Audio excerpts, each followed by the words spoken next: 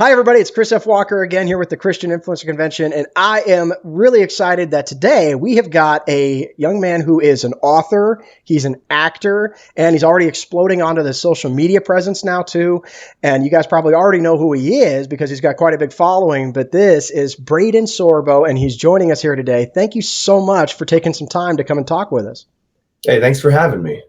I appreciate that, really do. So listen, as we get ready to roll into the event, it's obviously going to be on the 26th of July. It's going to be at the South Point Casino Hotel here in Las Vegas, Nevada. And we're going to have a lot of fun stuff. There's going to be live music, there's going to be worship, but there's also going to be a lot of panelists like yourself. But because it's all in one day, it's going to be pretty fast paced. And so a lot of times people don't get to hear your full story. They really don't get to know kind of, who you are, how you got where you're at, and what it's looked like moving forward. So this is a great chance for us just to get to learn a little bit more about Braden. And I'd love to ask to start off with, how did you get your start as, I guess, just you've got so many titles now, author, actor, social media influence. Where does it all start? Yeah, that's probably one of my favorite questions because it gives me, time to talk about me, which is always my favorite topic. I'm guilty of that too. Yeah, I know, everyone, it happens. So basically, I was pulled out of public school at the beginning of third grade by my mom because she discovered I wasn't doing my book reports properly. Now, I was always a social kid. I was the most extroverted kid on the playground. Wherever you found me, I was talking to people, making friends. Even when I was 4 years old, sitting on the front steps of the house, eating grapes in a bowl, waving to people passing by, just saying hello. So I've always been a big extrovert. And when I first became homeschooled, my life sort of changed, right? Because you hear, homeschoolers are unsocial and you're doing this. And we joined so many different kind of organizations and homeschool events and did so many different Bible studies and extracurricular activities that I was really able to thrive more than I ever did in public school. And so at the beginning of my freshman year in high school, my mom signed me up for speech and debate classes. And I was always sort of the class clown. I just loved making jokes. It's sort of been my favorite thing is comedy, just because of how many different avenues it can take. It can be used as a tool to relieve stress. It can be used as a tool just to forget about the troubles of the world, relax a little bit. It can be used as a tool to insult, deprecate. And so it has its good and its bad.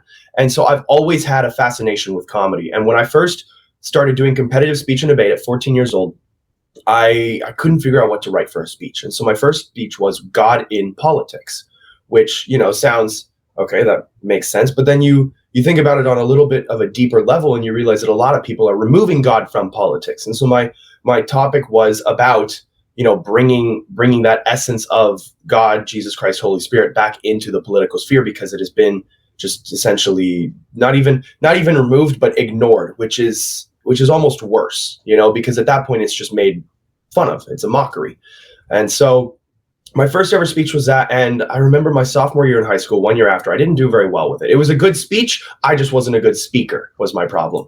And so my next year, sophomore year of high school, I read the book, A Modest Proposal. If you remember, Jonathan Swift, back during the Great Potato Famine in Ireland, penned an anonymous article called A Modest Proposal that he published. And it basically said the British are taking everything from the Irish. They may as well take the babies and eat them as well. And that blew up. As far as, popularity and fame and controversy goes, that was the thing of that time period. And I remember reading that in class, and my teacher said, and she gave us the challenge of writing an essay on whether or not he used satire properly. Now, me being sarcastic, getting it from my dad, I decided not to say he did or did not, but to rewrite his speech in the 20th century or the 21st century. And so here I was at 15 years old writing a speech on why we today in the 21st century should eat babies. And I decided that would be my speech for the speech and debate year. So at 15 years old, I went and competed with it. And now the way that the competitions work is there's thousands of kids. You have a massive campus, usually a Christian university, that lends its facilities, and you have room after room after room after room just filled with speakers and judges and sometimes listeners. And the way that the listeners go is they'll hear about a popular speech, and if it makes it to the final 8 or something, everyone will pack the room because when you're trying to compete and you don't make the cut, you want to see what the people who did make the cut do, because you want to be like them. And I remember at 15 years old, people were coming up to me going, "Are you the eating babies guy?" And I didn't even make the very first cut. I was, there were 500 other kids I was competing with, and my room, wherever I spoke, was full because people were so intrigued, and it fueled, this ego that I have. I wrote the speech with 3 points in mind, keeping it entirely serious up until the very end. And so the first point was it stops overpopulation. The second point was it feeds the hungry. And the third was that it stops abortion. And, I bring to light the fact that we live in a capitalistic society. So a mother can either pay for an abortion or save up, give birth to the child, and then make a profit off of it, feeding some hungry individual, where she also gets to feel altruistic because what she's doing is inherently a good deed, right? Taking care of the hungry. And so it isn't until the very end of the speech when I reveal that it is a sarcastic speech intended to expose the pro-choice and pro-abortion's final argument, which is that eventually they will be in support of, cannibalism. And so I used that speech to really propel my own brand, but also the absurdity of the abortion argument into the spotlight. And I did extraordinarily well with it, especially at 15 years old. And so every year after that, people knew I was the eating babies guy. And they would always come on, "Hey, what's your speech on this year? Kittens, dogs? What are we talking about?" Oh, dear. And so it was great. I loved the attention, and I love making people laugh. And, obviously I made people throw up in the first speech, but everyone had a nice laugh about it afterwards. I will say the moms reacted much worse than any dad did. Whenever I said the name of the speech, you have the Christian homeschool moms who were practically, puking over the side of their chairs, and then the dads who were just laughing, just losing it. And so it was great to see the contrast, but I had plenty of rooms where the picket fence is what they call it, where you get first place from every judge. They rated you. And so my picket fence was, this was terrible, but it ended well. So here you go. It was an absolute blast. And so I did that through all 4 years of high school competing and doing fairly well for myself. I was very proud of. And when I graduated high school, I told my mom, I have a scholarship to go to Liberty University over in West Virginia. I really love the campus. And she said, "That's great. What do you want to study?" Now, when I was 14, I got my first acting role. I'd been taking classes for 3 years prior. I started at 11. And I just, whittled my dad down and wore him down into finally signing me up for classes, because him being from Hollywood, he knows how bad it can be. And he was really adamant about me not following in his footsteps. But I was able to convince him otherwise. And I remember 3 years into acting classes, Sean Hannity funds a movie called Let There Be Light, which is a Christian drama. And it's a Christmas movie, but it's heavy faith-based, and it's a great script, great story for people who haven't seen it. It's on Amazon, I believe. And so that was my first official gig. Now, obviously, I'd grown up on sets living in that culture. And that was, that's what really sparked my interest and made me get addicted to it, made me want to pursue it. But being on the other side of the camera, as opposed to watching everyone else, was a completely different experience, and I fell in love with it. And so I graduated high school at 18, and my mom goes, "Okay, well, you're going to college. What are you going to study?" I said, "Well, I want to be an actor." So obviously, film, television, whatever. And she said, "Braden, you don't need a degree to sit in front of a camera and say words." I said, "You know what? Okay, you're right. So what should I do?" And she says, "Why don't you find better use for your time?" Because I could go to college and I could study business and entrepreneurship, and communications and get a good degree, but I was focused really on the political and the entertainment sphere. And if I wanted to pursue that wholeheartedly, I wouldn't have time for college. And so she decided, or she suggested, she said, "You love writing, you should write a book." And so I sat down and for days, I just couldn't figure out what I was going to write about until I remembered. I love making people laugh. I love politics. Why don't I combine the two? Because no one's ever done it before, right? I mean, politics itself is a very dark, very heavy, kind of angry sphere. And so I shed a light on it in the best way that I could possibly do it, in a comedic sense. And so I wrote a book called The BS Guide to Politics, which is Braeden Sorbo Guide to Politics. And it's understanding current events through sarcasm. It's a sarcastic, comedic political dictionary. And I had some help writing it. I mean, not writing it, but I had some help with my endorsements and everything. I had Brandon Tatum, the Officer Tatum, write the foreword for the book.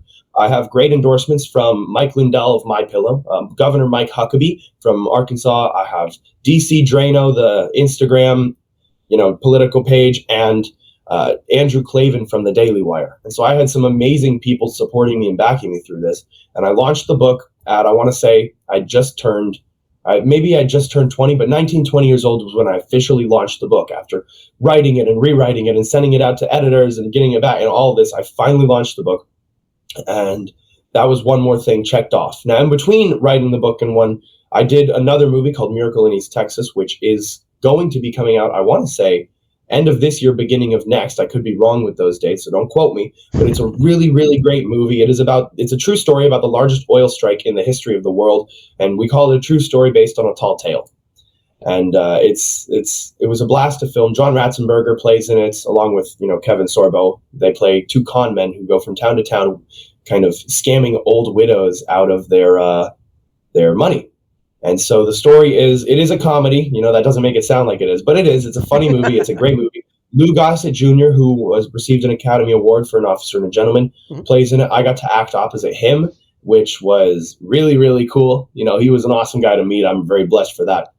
And so that was, I did that in between writing the book, and that was an absolute blast. We're excited. Unfortunately, we had, something closed down the whole world for 3 years, and so we couldn't release it up until now, but we're finally able to get it. I know, right? It's a foggy memory. And so we're trying to get it out now, and it's been a struggle, but it will be all worth it in the end is what we're praying for and what we keep hoping for, because we want to bring people closer, to a good truth. And so that's what these movies that we're making do. And you may have seen the last one that I was in called Left Behind: Rise of the Antichrist. It was in theaters. I did. And so I played, I had big long hair, and I was 260. I was a big dude. And now I'm short hair, back down to 210. So big fluctuation, big difference. But they called me. They're writing the second Left Behind right now, and they said, "Don't worry, we don't need you to grow the hair back or to gain the weight." And I said, "Oh, thank you, because I can't." I told them I'm done. But right after that movie came out, or right after we finished filming, basically, we did that November of 2021, and then all through 2022, I was booked straight. I mean, I filmed 4 movies last year. One of them came out earlier this year. It was called Success Camp. It was a Christian movie that I filmed here in Florida, and it was basically about at-risk teenagers based on a true story. This is a real camp up in Jacksonville, Florida, where they take these at-risk teens, these kids who are about to go to jail. They're one step away, and they get one last chance to rehabilitate themselves. And so I was, a drag racer, like a big, bad kid and stuff, and I get sent to the camp. And it was a lot of fun filming that. But my favorite out of all 4 I filmed was called Cuisine de l'Apocalypse, which is a comedic zombie movie. And it's set in the apocalypse, and a guy tries to start a cooking show. Well, zombies are taking over the world, and I got to play the jerk. And I've never played a bad guy in a movie before, but that was so incredibly fun for me. And so I think that's coming out later this year, either this or the beginning of next year. They're working on it now. They've been keeping in touch with me, sending me bits and pieces, and I'm so excited for that to come out. That's awesome. Boy, it just sounds like, I think you've just listed off more, and you're like, 21 than I think I did by the time I was 30. So that's awesome, man. Okay, very cool. So I love that and I love how you also shared that a lot of it still revolved around faith. It's still been a focus on trying to make sure that the overall purpose behind your talents is about, making sure that people have a truth in their life, and hopefully it's the truth that they can rely on.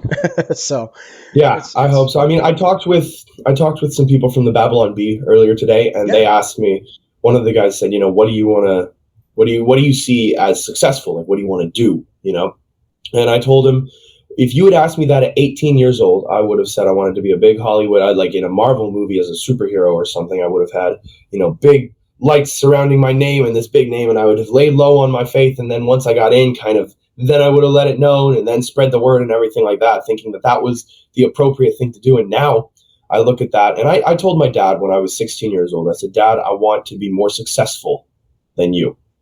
And at 16, I thought that meant fame-wise. I thought that meant notoriety. I thought that meant, money. I thought that meant all of these things. And now at 21, I realize what I meant when I said successful was a bigger family, a closer-knit group of people. Like the success that I'm measuring it in is, having a plot of land in the middle of nowhere with cows and chickens and pigs and goats, and having, 5, 6, 7, 8, 9, 10 kids that I'm homeschooling, that I'm teaching, that I'm able to grow with, because they can teach me just as much as I can teach them. Sure. And so my success is no longer dependent on how many people know my name and how many people and how much money I make on a movie and all of this. My success is how I live my life as a beacon for others to see, right? Because I have a position where people do look to me, whether it's on Instagram with my fitness, because I post a lot of gym related content on there,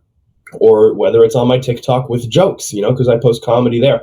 But everything I do is being watched, right? And so I want to set up the best example that I possibly can, whether that shows someone that they shouldn't be afraid to say that joke because of cancel culture. They shouldn't have the fear, right? They should be able to say what they want when they want, or whether it's on Instagram when it's go to the gym, go work out, go lift. It's good for you. It's good for your health. It's good for your brain. It's good for your body. It's good for your soul. I'm realizing now that if I do it all correctly, I can help inspire a lot of people to really kind of understand why I do what I do and live in themselves a better life. But I have to lead by that example. And obviously I speak a lot on masculinity and what that really means. And my first year, I'm going to go back to speech of the bay. My first year, I didn't make the cut. My very first ever tournament, I didn't make the cut, and I was furious. I was on the verge of tears. Okay. So, and this is a great speech. People were saying, I had a friend come watch, and he said it was a good speech. So why didn't I make the cut? My mom ended up judging the finals round, the semifinals. So there were maybe 24 people left total, okay. And there's 8 people speaking in each room. And so she judged, and she said, "Why don't you come see one of the speakers with me?" And so I go in, and after the first girl spoke, I said, "Okay, I get why I didn't make it." And after the second guy came up, he started his speech on masculinity. And this has always stuck with me, 7 years later. He walks up and he says, "What do you think of when I say the word manly man?" Right? Do you think of a big guy with an axe and a mustache and like a lumberjack shirt chopping down trees, or maybe a guy with a beard grilling steaks outside, or you think of him lifting heavy rocks and all of this? Like, what do you think of when you think of the word manly and masculine? And his entire speech is now something that I've applied to, my speeches and my life. And masculinity is to a degree, obviously, being strong and being capable of doing things like that. But masculinity is not flipping steaks on a grill or chopping down a tree. Masculinity is taking onus, taking responsibility for the people around you, not only yourself, right? So when you as a man make snide remarks about someone or make people feel outcast or do disrespectful things that aren't disrespectful to yourself but disrespectful to others, that's not true masculinity. That is, what we've described as white knight fragility, or masculine, like white knightism. And so his speech, he ends up tying it together with saying, his dad walked out on him when he was 8. And 10 years later at 18, he tried to come back into his life as his father. He goes, "I don't have a father. You weren't there when I was growing up. You are not what a man should be, and I can't see you in my life." And that, obviously that's very tough. I understand that a lot of people unfortunately have to go through that. And so a lot of people have a skewered perception of what masculinity is, which is why, I've made it my mission to speak about it. There's a lot of things that kill masculinity. And one thing we mentioned on our phone call the other day was pornography. Mm-hmm. And I was 8 years old when I discovered pornography. I'm a big preacher of, you don't even have to ask me and I will tell you this story, because it's so important and so many people seem to neglect it.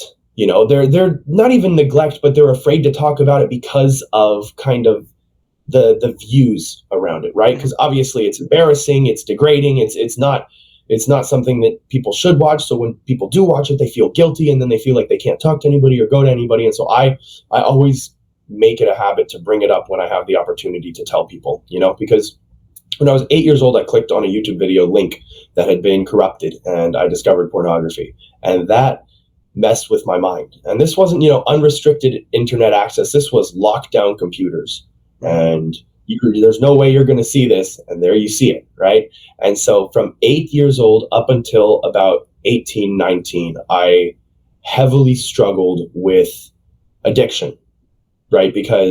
And not even addiction in the sense of, oh, I need to see this. I need to just, hey, I'm bored. I'm not watching anything else. May as well go look it up. And so it was so desensitized to me that I didn't realize the effect that it had.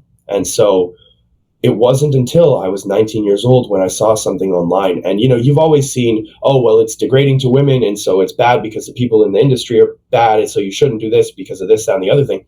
And all of that was stuff I could go, yeah, I can agree with that. That's terrible. And it never convinced me to stop. The thing that convinced me to stop was seeing something that said, you're too manly to watch porn. And I went, you're kind of right. And I tried quitting when I was 15. I tried when I was 16, 17, 18, and it just didn't work. And then when I realized I was too strong to fall victim to this weakness, I was able to quit cold turkey and never think about it again. And I was very blessed. I know a lot of people struggle with it to this day. I know people who are 40 who struggle with it. I know people who are 16 who struggle with it. It's not an uncommon thing. In fact, when I first discovered it at 8, that was 13 years ago. The internet has developed and been cultivated a lot more since then. It is a lot less robust. We're no longer in the Wild West era of the internet. We are in the industrial age because of how fast it expands. And so it's even worse today than it is, than it was 13 years ago. And so a big tenet of my messages is to preach on that, because a lot of people don't see, a 21-year-old talking about his addiction with pornography because it's embarrassing and it's self-deprecating and it's a terrible thing. But more people need to, because they have to realize that it's not something that they're going through alone. It's not something that they have to deal with by themselves. Right. No, actually, I love that you're hitting on this is a topic that's actually very, very big throughout the entire country right now. In fact, I would dare say around the entire world, because just like you said, the entire internet has definitely cultivated. And of course, the driving factor behind most things in the internet is the capitalistic view of just turning profit. And unfortunately, a lot of the things that aren't necessarily healthy are very profitable for those people who are willing to put that kind of content out there. And that can become a problem. But one of the things that I do love that you just kind of hit on was that a lot of the things that we'll point out are the downsides. We can accept it and see it, but that's not personal enough for us to decide whether or not we're going to actually stand against it. And because I actually had a very similar experience. Mine lasted a lot longer. But for me, the big thing was when I realized what it was robbing, not necessarily just me, but actually robbing my wife of what she needed from me. And I was actually allowing other things to gain the stuff that I've basically vowed I would only give her. And so it's for me, for you, it was a question of manhood. For me, it was a question of honor. And it was a question of, are you going to be the kind of person who has the kind of integrity to stand against these things, knowing that even though you might want it, it is not good for your family, for yourself, for your relationships. And so it's got to become personal before people will realize, oh crap, this is something that's a real danger, because it doesn't come across that way. No, exactly. And so everyone's going to have their own battle with it, right? And obviously I wasn't in a relationship, but it was very difficult to look at a woman other than, oh, this is some tool for sex, right? And it's a terrible thing to say out loud, but that is what pornography does to the mind. That's right. And it's the same for women. Women will look at a man the same way, in the way that, oh, yep, that's just, some tool for sex, right? And so it's a very destructive mindset that it puts you in. And thankfully, I didn't have a girlfriend or a wife at the time. I had to quit for my own mental health. And I'd been praying, every time. That I always look at it in the sense of how, if you're not changing, you're not sorry, right? Because, you do something bad, you're like, oh, I feel really guilty now. Sorry, God, please forgive me. I didn't mean to do it. And then, a week later, you're doing it again. You're like, oh, sorry, God, I didn't mean it. It's not a genuine apology then. And therefore, the forgiveness that you are receiving is not the same as when you actually mean it, right? Yeah. If someone wrongs you, if they punch you in the face and they say, hey, I'm so sorry, I didn't mean to do that, you forgive them because it was a one-off, and then they punch you a week later, you're going, okay, wait, so you weren't sorry the first time then. So why would I trust you're sorry now? You did it again. You're probably going to do it again now. And so because I was able to kind of get myself out of the mindset of, oh, it's just doing this because I'm bored. I don't have YouTube to watch. There's nothing new to upload or whatever. So I may as well just watch this instead. Getting out of the mindset of, looking at women from a non-biblical standpoint. I now have, a beautiful girlfriend that we had our 4th of July party. She came over and she came over, we went to the gym together, and then we came back here, we set up for the party, we had everyone over, and it was a great time. It doesn't have to be like, oh, here's my girlfriend, she's coming over, time to have sex, time to do this, that's not what it boils down to in a relationship. What the relationship is, it is you being each other's best friend and you helping each other grow with your relationship with each other and with each other's relationship through God, right? And so now that I actually am able to see her for who she really is, and the value that she actually has, not the artificial physical value that is kind of projected, not even in pornography anymore, but in the Western culture that we have of fake money, fake friends, and fake people. I'm able to see her as who she really is, which is, someone who inherently brings me closer to God, someone that I can do Bible studies with, someone that I can go to when I'm struggling, and someone who understands and can come to me when she's struggling with something.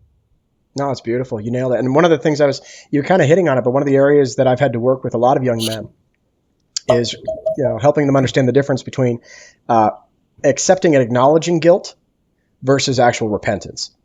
I said, and the easiest way I've come to try to explain this is not even trying to explain our own emotions as we're dealing with it, but rather to explain how the Father's viewing it. And a lot of times when people are saying, okay, well, we're going to be forgiven, you got to understand that the forgiveness comes with repentance. Until then, it's simply tolerance. And he will tolerate your disobedience. He would tolerate these areas, but he's not going to safeguard you from them. He's going to let the burns happen. But his whole thing he's trying to get you to understand is that's not good for you. Stop doing that. And when you repent, he says, I'm waiting here on the other side. When you say that's no longer the life I want, I'll be right here waiting for you. That's what he says. And that's the biggest thing is when people start trying to grasp that difference between what God tolerates versus what he actually forgives. And it revolves around our own. That's the choice. That's the point of free will. It falls back to us, not to him. Exactly. We have the free will to do it, right? Now, there's obviously going to be temptation, and then there is going to be the reward of not doing it. And the reward of not doing it is a hell of a lot better than the temptation is, Amen. And so I haven't always, but, my prayer the past, year before I met this girl, before we started talking, before we became friends, and then now dating was, God, I don't know what the path is that you have, made for me, but I'm going to take your hand and follow you through it. And if I ever, start going off the wrong path, just give me a little tug, pull me back onto the right place. Because I'm asking you, I have the free will to make my own decisions, but I'm asking for the guidance to not defer from the path. And so that's been my prayer, every night, essentially. And I met, this girl in January at a country line dancing bar. And we've always said, you're not going to find a wife at that place. Like it's just full of, girls who shake their ass and wear nothing and stuff like this. And then there I was dancing in a not necessarily Christian way either. And I'm going, okay, well, hold on. No one's looking at me and going like, yeah, that guy doing the wobble, he's a Christian for sure. I bet he's the living embodiment of Jesus himself, right? And so I got convicted. And, she was the same way. She was a Christian. She was, going out dancing and stuff. Her nickname, and she'll hate me, was called the Advertiser. And someone told her that. They said it's because you advertise, but you don't ever put out. Like you show us what we want to see, but not a step further. Right? Which it is harsh, but it took someone telling her that for her to go, oh, okay, I'm not going to wear, a crop top and shorts. I'm going to show up in a big baggy t-shirt and my jeans or jean shorts or whatever. And I'm not going to get on the ground and shake my ass or flirt with people just because I like the attention. Because, the conviction was needed to change. Right. And, now she's gone without me once because I was gone on a cruise, right? Like we go together. When we go dancing, it's us. We don't dance with anyone else. We don't do the sexual dances. It's just the two of us going together because that's where we met. That's where we spend our time together. That's how we grow, like our love language with each other is dancing. When I first asked her to be my girlfriend, it was raining and I was like, come outside real quick. So we went outside, I put on a slow country song and we just danced in the rain. And then I was like, hey, you should be my girlfriend. And then it worked. It worked great for me. But it is, it's things like that, because if I were to look at her past and say, well, yeah, you used to advertise this, you used to do this, she could easily look at my past and say, well, you used to view women this way. And so the great thing about repentance and forgiveness is that it goes both ways. And so I have repented and I've asked for forgiveness, not only from her for the way I used to act, but obviously from God, and saying, it wasn't appropriate for me to take girls and just dance with them, even though I thought it was fun. I wanted to compete, so I wanted to get good, so I wanted practice and all this stuff. It doesn't make that's an excuse. That is an excuse to justify incorrect behavior. And so I stopped dancing with all these girls. And because I stopped dancing with people and only danced with her, I was forgiven, right? And my repentance was genuine, and my acceptance was, granted. And she was the exact same way. And so it really shows, people expect change from other people, mm-hmm. and they expect change within themselves, but they aren't willing to put in the work for it. Bingo. Yeah, I think you just hit all of Western society. So, right in the gut. Yeah, that's pretty much a sucker punch. Everybody hear that? We can mic drop at that point, because that's pretty much all you needed to hear. The world doesn't change. You do. Yeah. Yeah, and you won't find, and I will say this, you won't find the person that God has given for you unless you're the person God is making you to be, right? You are what you attract. And so if you're attracting bad people, you should take a look at yourself. If you're going, well, why is it only this type of person coming up to me, and why can't I find a good guy? It's because you're not a good person, right? Same with I couldn't find a good girl until I became a good guy, until this cross that I wore every day actually meant something to me. Sure. Well, and that's actually probably an even better segue then, is I'd love to dive now, since we've been talking about a lot of the practical application, why don't we go more into your actual walk specifically with faith? Because I know obviously your parents are people of faith and they stand behind it. And then obviously you've done a lot of work that spreads messages about the faith and about the kind of messages that are taught in the Bible. But it's one thing to convey the message. It's another thing to live it yourself, to have it living in your heart. And I forget the interview. I forget who it was. I think it was Kirk Cameron. I saw an interview where he said that because I'm an actor, the truth is we all recognize the fact that I could be lying about everything that I say right now, because that's my job, is to be able to portray things. And so I want to go more into that interior motive here. How would you walk with Christ start? And, when did it go from an idea into an actual relationship where he's real and I actually trust him as opposed to myself? Okay. That's good. I was, born and raised Christian because both my parents are Christian. My mom was raised in a Jewish household, New York, and then she converted, I believe in her high school years. My dad was raised in the Lutheran church in Minnesota, and so he's always, had faith. Obviously, the trials that they went through with my dad having strokes really brought them closer to each other and to God. And so they've been together ever since, and they've been professing their faith. So I've always been around it. I've always kind of surrounded myself. I haven't surrounded myself with people, or hadn't, I should say, but, I tried my best to walk the line and not, do the wrong thing. And then, like we talked earlier, I feel like now I jumped the gun. Now I missed the whole pornography speech and everything. But, that stuff really makes you struggle with your faith as well, right? Because it doesn't only hurt your physical relationships with people, but it hurts your spiritual relationship with God as well. And so I got this cross on my 16th birthday from my dad. There was a guy who used to work at this golf course near my house who was, the head. He would set up all the golf. He wasn't the head pro, but he would run the pro shop and sign you in and all that stuff. And so he has a second business making these, and these are called the Trinity crosses. And so there's a divot on the back, and so it comes in pairs of 2. And I got 1 at my 16th birthday. And, I thought it was cool, but I never really wore jewelry because my dad didn't, and so I didn't hang out with people who did either, and I just never wore jewelry. It wasn't until like my 18th birthday when I really started okay, I'll just start wearing it. So I put it on and I started wearing it more and more. Like I just started wearing necklaces. Sometimes I wear this. Sometimes I wear like a bead necklace, because Outer Banks was a big popular thing and I lived in Florida, so it fit. And so I'd wear that sometimes. And then I really swapped, only wearing the cross. And I really kind of took it upon myself once I'd worn this, once I really started to understand the significance of it, was about a year and a half ago, maybe 2 years ago. I was in Idaho visiting my buddy, and I take it off to sleep because, I don't want to puncture myself with it because it's got some sharp edges. So I just take it off to go to bed. And I remember I woke up at like 5 a.m. because I had to leave for my flight, and I was looking for it. I couldn't find it. And I felt a genuine, just a pit in my stomach. Like my heart dropped through the floor. And it was right then and there when I was like, this is so valuable to me. This piece of $5 silver or whatever it is, right, is so valuable, is so much intrinsic, importance, not only because because it reflects my faith, but because my dad got it for me. It was a really valuable gift. And I woke him up, he didn't have to wake up for another 30 minutes. I woke him up. I was like, Preston, get up. I lost my necklace. And so we turn the lights on. We start looking. I put it on top of the printer, and overnight it had slowly slipped into the printer tray. And something just said, lift up the tray. And I was like, okay. So I lifted up the printer tray, and there it was. And I felt such relief that it was right then and there when I was like, okay, I can breathe now. Everything's good. I found the cross. And so it really has a matter of incredible significance to me the past, 2 years of my life. And I've been trying to grow. My friends and I, back April of 2021, we started something called A-Hole April, which is not what it sounds like. It is the reverse, actually. It was to a-hole yourself, to become a better person, because we were. And so it's like, undo it.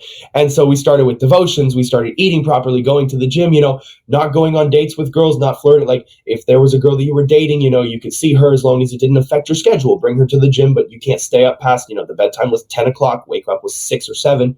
And so it really it kind of put an emphasis on the importance of devotions and actually studying the Bible and kind of digging down into what really matters. Mm-hmm. And, I always had the Bible phone app, and I did devotions online and stuff like that. And that has been great up until, about a week ago, when I finally got a new Bible, because I had my old one, and it became sort of our family Bible, sitting down on the table in the kitchen. We read it in the mornings over breakfast, stuff like that.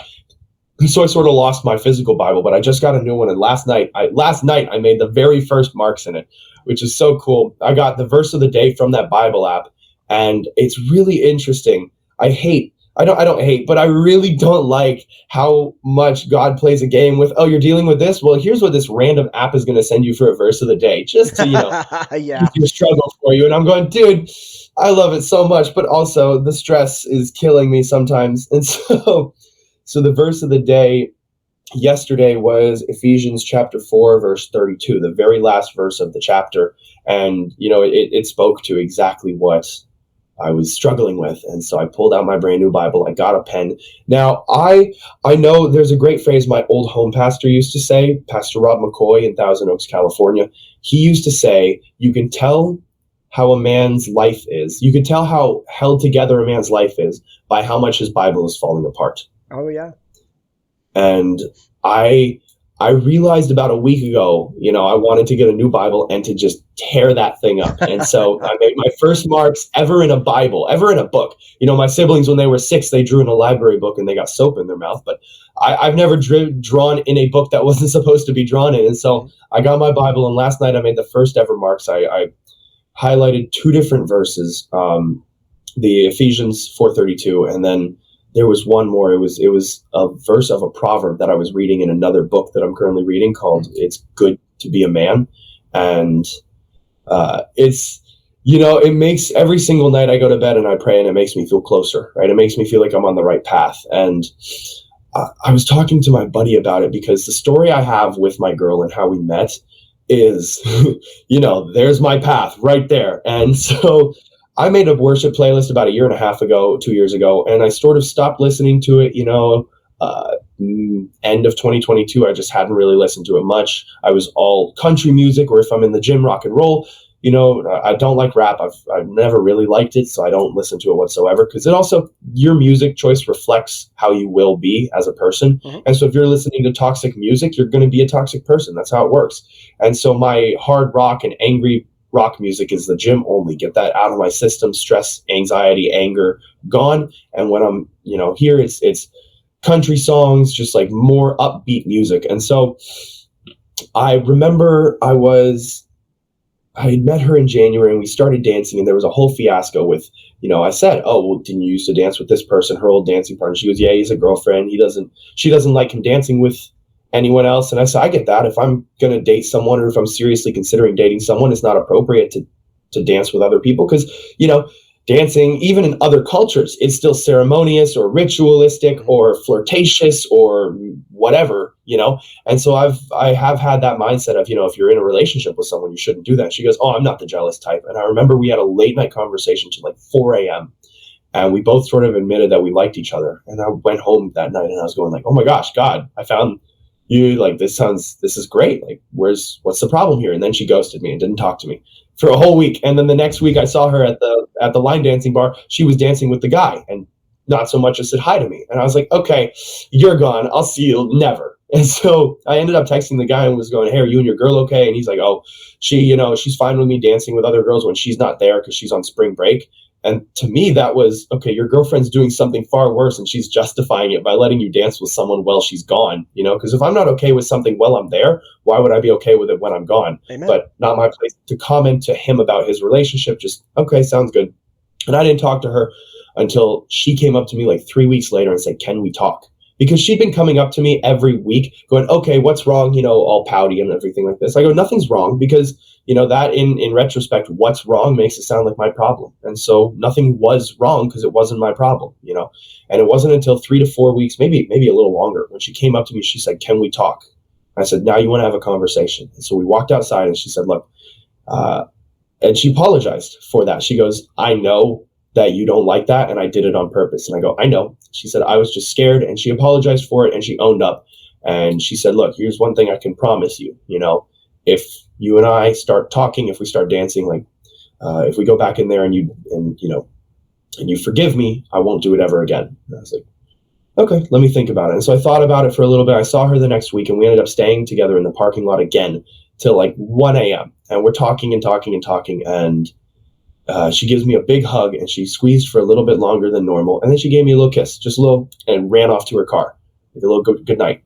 And I got in my car with just such this feeling. And I, because of how I used to view women and because of all this, I don't get nervous around them. I don't get like, oh, I'm so nervous of rejection, because I've learned that there's so many women that it doesn't matter because they're all objects and stuff like that. But this was one of the first times I've ever been like, oh my gosh, I'm nervous. I was so excited. And so I prayed to God. I said, God, I've been praying every single night for you to show me my path.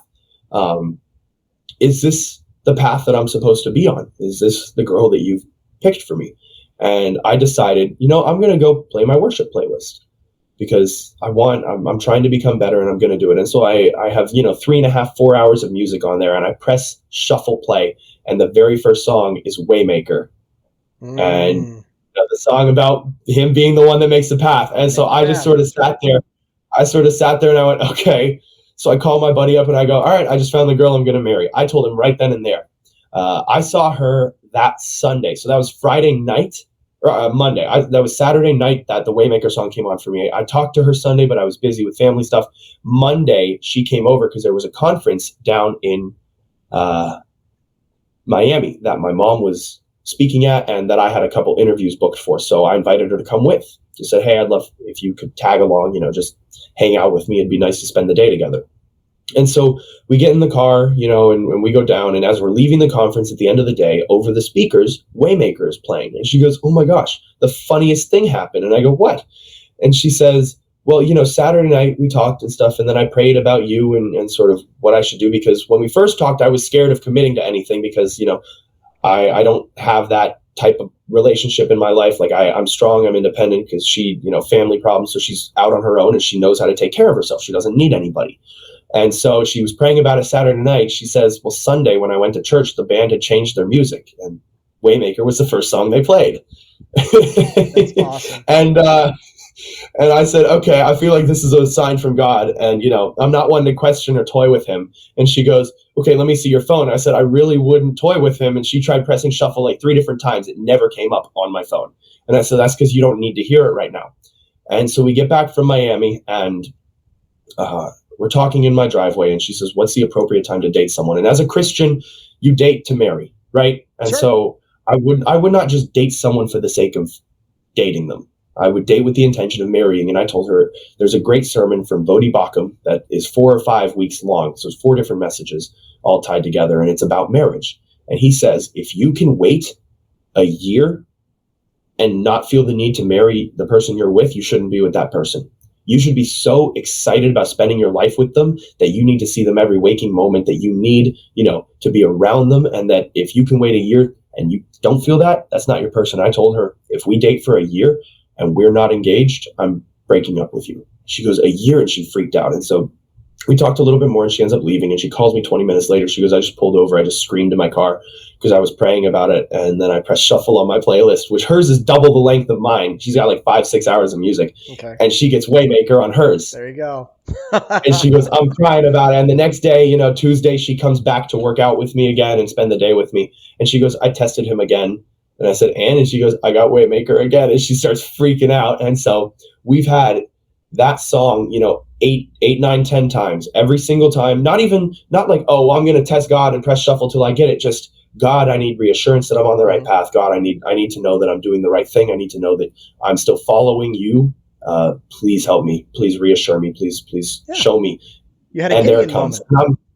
I had a Gideon moment, and I was doing my Bible in a year, and we had a really big trial last week. We had a very, very hard trial for both of us. And I have a sneaking suspicion that it is going to cause me some friendships that I had once deemed incredibly valuable to me. But the way that this is planning, the way that it's panning out is that it is no longer supposed to be on the path of my life, right? That path gets more and more narrow. And so some people just lag behind. And so it sucks for me because, that's life.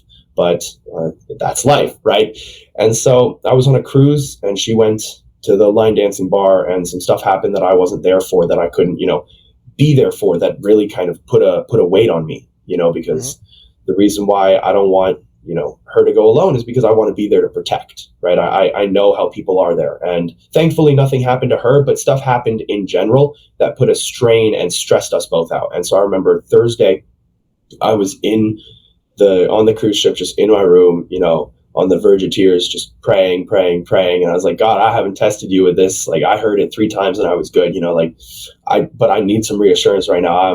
I don't know what I'm supposed to do here. I don't know what, because it's coming down to her or the other people. Right. And so it's like, I don't want to have to make this choice. I don't know why you're giving me this choice. I'm stressed out. I don't know what I'm supposed to do. Just give me some reassurance. And I press it, and it came on. And I audibly said some nasty words and threw my phone across the room and just started bawling. And so that right there told me that I was on the right path, and I'm tearing up thinking about it now. Oh, gosh. Yeah. But it has reassured me that my walk in faith is on the right path, that it's not in vain, right? And so I'm blessed, to have discovered it at a young age, because I had great parents who helped me realize it. I'm blessed to have, been living the life I have with social media exposure, with the speech and debate, and the ability to rationalize and reason, because a lot of public schools, a lot of kids don't have that ability today, and it takes a lot longer for people to develop those skills. So I'm grateful that I was given that skill set at a young age, because who knows what I would be now if I'd stayed in public school, Who knows where I would have been if I went to private school instead of public, instead of homeschool, right? I tried private for 6 weeks and hated it. And my mom pulled me back out, and she said, all right, we'll stick with homeschool. And so I'm incredibly blessed to have the walk that I have, because the way that I'm seeing it now is I was given those trials, and I was able to overcome them in such a short time, because there is someone who can't overcome them, who is my age, who is struggling with it, who needs to hear it from someone his age as well. And so I'm taking it all in the sense that I went through what I did so that I could help others get through what they can't. Amen. That's awesome. And Braden, I'm looking at the clock. I want to make sure we honor your time, and I want to thank you for spending some time with us. So as we get ready to close this out, I want to ask one final question from you. I know that the Christian Influencer Convention is obviously designed around people such as yourself. It's the influencers, and especially for people who are a little bit younger in general. We're going to see a lot of that being probably the mainstay, simply because of the dynamic of this. So I love that you're right in the heart of that. But as someone who's going to be asking a lot of the questions, I have a certain perspective of how I'm going to be, orchestrating questions and listening to answers and kind of picking up cues. But mine's obviously derived around just making sure that the block of time is allocated correctly and everybody gets fair share. The people who are in the audience, they've got probably some pre-expectations of something that they're hoping to hear or maybe get inspired by. And I know you can't attest to them. So what I want to do instead is, for you, who's going to be on the other side of the table, questions coming, some of them might be very difficult, very personal, but being willing to actually tackle those questions. For you, what would be like the success of all successes to show up at the Christian Influencer Convention and say, this was why I came. This is what made it all worthwhile? Oh, that's good. Damn. Okay. I don't know. I genuinely don't know. I'm just excited to see what people have to ask. I don't want to give anyone, like, put any ideas in people's heads. I want them to come with genuine questions. I want them to speak from the heart, because they're going to speak from the heart, and I'm going to be praying on the flight over. I'm going to be praying the night before. I'll be praying all this up until the event, that whatever someone asks, I would be able to answer, through the Holy Spirit, through God, that they would hear what they, not necessarily what they want to hear, but what they need to hear. Right. And so I'll pray for them. I'll pray for them. I'll pray for the event, myself, all of it though. So no pre anything for anybody. They come, they ask from the heart, and I'm happy to answer. That's awesome. And the Bible tells us very clearly that wherever two or more are gathered in his name, he'll be there too. So as long as you're willing to just show up, he'll give you the words. And that's one of my favorite parts about when I finally got to step into that world too, was I was same concept, feeling a little intimidated. I hope I have the right answers. And the thing is, there's no right answer. There's God's answer, and then there's the world's answer. And if you try to give the world's answer, you're going to run up against everything that it brings. And if you just shut up and let God talk, you'll just watch what he does. And there's a whole different ballgame with that one. So I love the complete surrender and saying, I just want to have genuine. That's beautiful.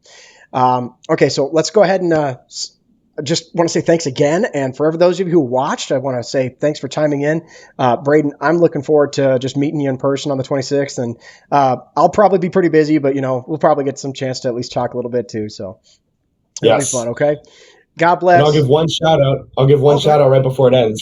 I will be bringing my books, because I think we're doing a table, right? So at some point during the event, I'll have books. I'll sign them, whatever you want to write. I said that once, and people came with some pretty odd requests. So within reason, whatever they want. But if people want to come talk to me, I'd love to do. Oh, that's beautiful. Yeah, I'm hoping everybody shows up, and we're going to see a lot of live action, events happening because of this one thing. This one event's going to end up with so many different things happening all at once. It's going to be chaos, but it's going to be fun. Good chaos. Amen. All right. God bless everybody. Take care.